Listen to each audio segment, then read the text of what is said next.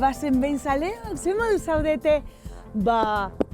Aizue, mundakara etorri gara gaur, eta inauteriak otsaia izan da, badakizuen oren bila etorri garen, ezta?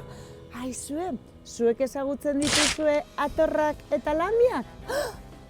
Adi, ze aurkeztuko ditugu. Aizue, orain dela urte pilo, baina pilo bat, gure aitona-amonak txikiak zirenean. Bapatean, mundakan oso gauza berezia gertatu zen. Garai hartan, Antxon bizi zen. Antxon zegoen Mirentxurekin maite minduta. Ai, ze ederra zen Mirentxu, ze ondo. Egunero Mirentxuren etxera joaten zen, eta antxe igarotzen zituzten egunak, biak maite minduta, baina dena ez zen hain polita. Mirentxu eskonduta zegoen, eta egun batean, Antxon dutza hartzen zegoela, bapatean, Mirentxuren senarra sartu zen. Non zaude, Antxon, harrapatuko zaitut! Antxon korrika baten dutxatik irten eta hartu zituen gauzak jantzi egin zituen. Buruan almohada bat, gero gona bat, Mirentxuren gona bat, eta gero izara hartu, eta holan jarrita, eta txuriz jantzita kalera joan zan. Mirentxuren senarra, harrapatzen bazaitut marikatua, eta beraren atzetik. Aizue, eta atzetik jendea konturatu zen Antxon arriskuan zegoela, eta Antxon oso maitatua zen mundakan. Eta horrezegaitik, mundakako gizonak hasi ziren balkoietatik izarak hartuz, balkoietatik arropa txuriak hartuz, mundaka osoko gazte eta gizonak jantzi ziren txuriz. Eta orduan ja inorketzekien nor zen Antxon. Orduan Mirentxuren senarrak, marikatua, harrapatuko zaitut! Ezin zuen jakin nor zen Antxon. Aizue, denek barrez algaraka hasi ziren. Eta hori mundakan entzunda izan zen, eta denek kontatzen zuten gauza bera. Eta aizue, hurrengo urtean, egun hori ospatzeko, Antxon salbatu zen egun hori ospatzeko, berriro ere, txuriz jantzita irten ziren gizonezko guztiak. Aizue, eta urteak aurrera joan ziren, eta urtero txuriz jantzi. Eta holan jaio ziren mundakako atorrak. Mundakako atorrentzat oso garrantzitsua zen txuriz jantzea. Eta hori ospatzeko instrumentoak hartzen zituen, kitarrak hartzen zituzten, bibolinak hartzen zituzten, denetarik. Eta egunak pasatzen zituzten urtero ospatzeko. Aizue, urte baten esan zuten aratuzteak ezin zirela ospatu. Nola ezin direla aratuzteak ospatu? Ezin ziren ospatu hiltzeko zigorra jarrita. Oi ama, batzuk ezetz esan zuten, baina beste batzuk altuago abestuko zutela. Eta urte horretan ere ospatu ziren mundakako aratuzteak. Aizue, urteak joan, urteak etorri.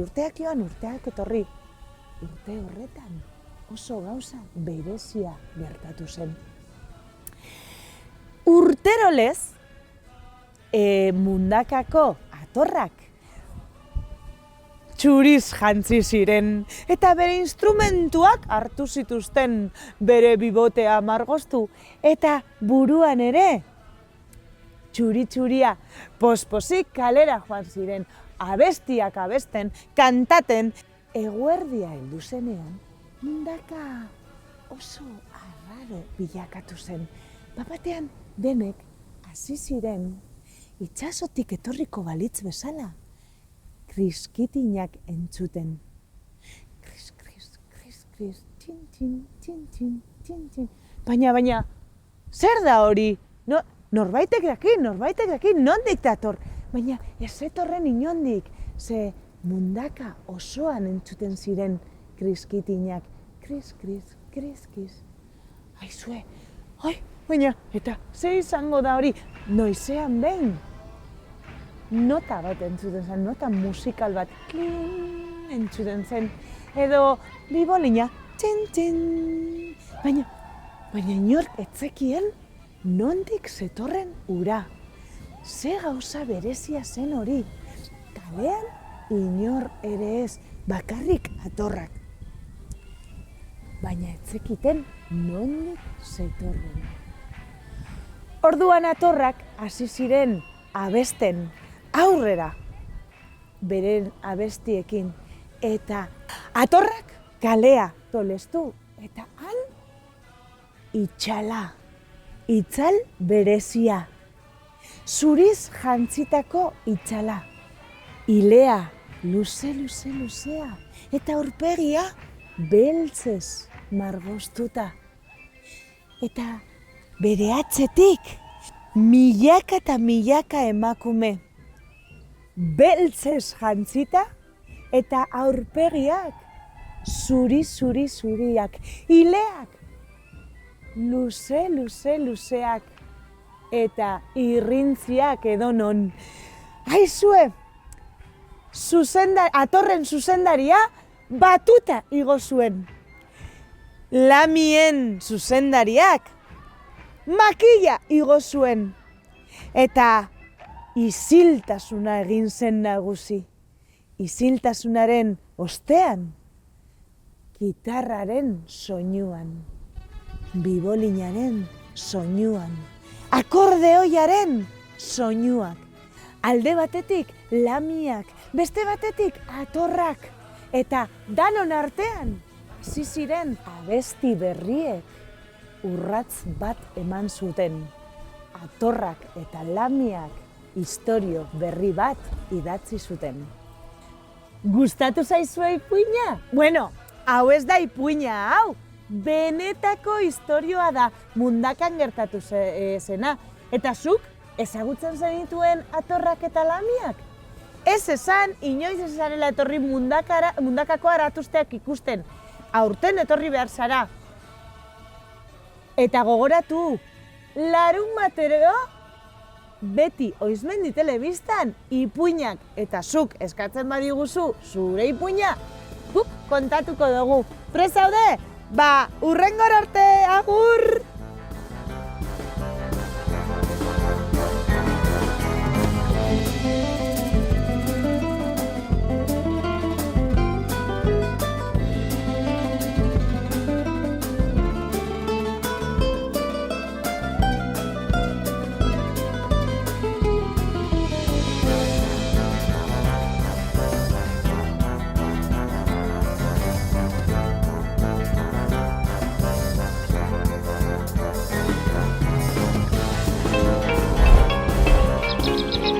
Bizkaiko Foru Aldundiak babestutako hedabidea.